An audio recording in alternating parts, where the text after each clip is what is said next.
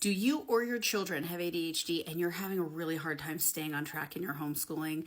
Well, let me give you a little secret. I'm Rebecca here, homeschool mom, 5 children for over 20 years, and I'm an ADHD mom, and I struggle staying on task myself.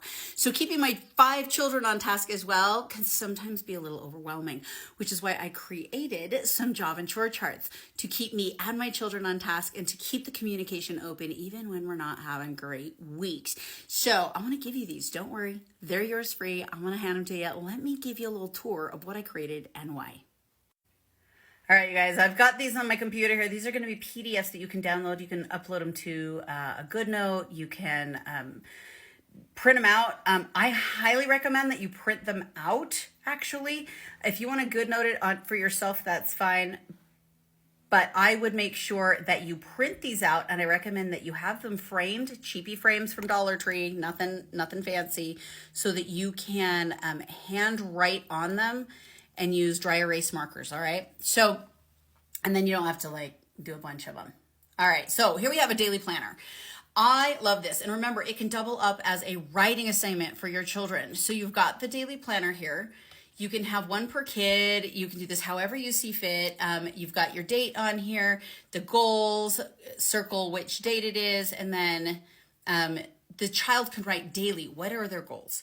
What are their priorities? What must they do today? You can write, it's even got what appointments are coming up, how much water they drink, what they're going to eat for the day, notes, and then at the end of the day, they can reflect and write this up. Now, remember, as you're filling this out, if you do decide to fill one out per day, this counts for tracking. If you have to track for any of your states, this is a beautiful way to track what they did in the day. And you can put this in a folder if that's something that you need for your state.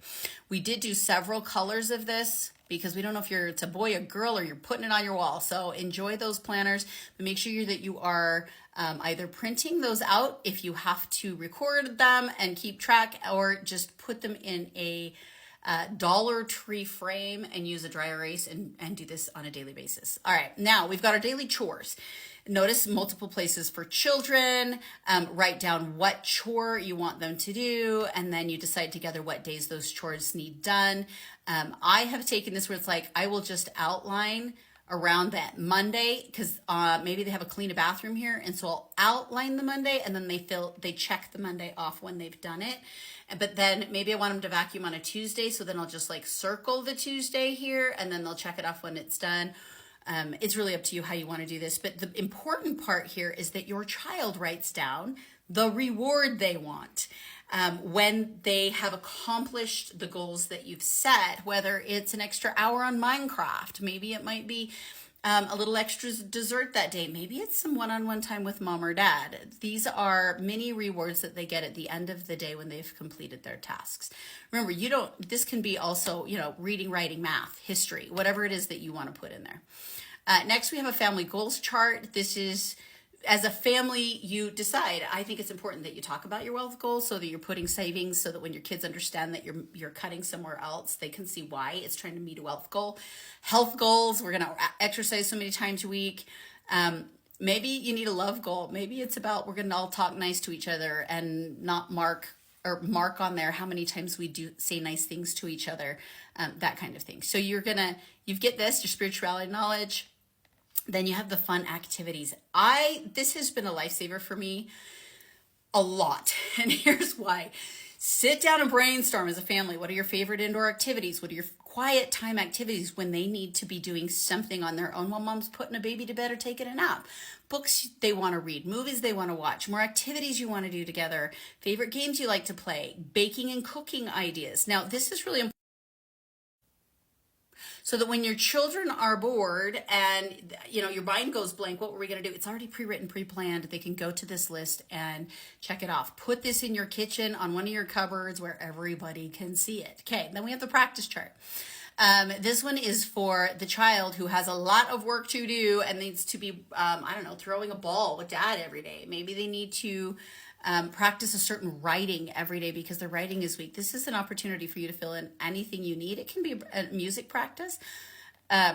Whatever practicing they need to do, they write the goal. And once I have finished every 10 circles I can fill in, I get an extra hour on the computer games or whatever, or an extra movie or an outing with mom or dad. We also have music practice chart just because it was fun. So as they're practicing their instruments, you can fill that out. This one is just a reward chart. Maybe you're working on getting them to say nice things about a sibling. Maybe you're getting them to serve each other. This is an opportunity to keep track of your creative reward charts that they need. And then we have a book reading chart.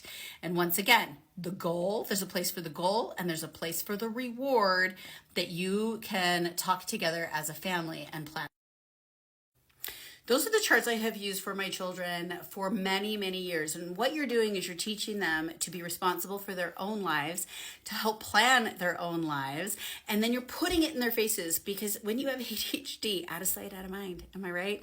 Apps don't work for kids. They need to be where they can see them, whether they go behind the computer that they use on a daily basis. Some of these forms are in the kitchen. Some are by the piano for practicing. Some are in the bathroom where they need to remember to get their chore done.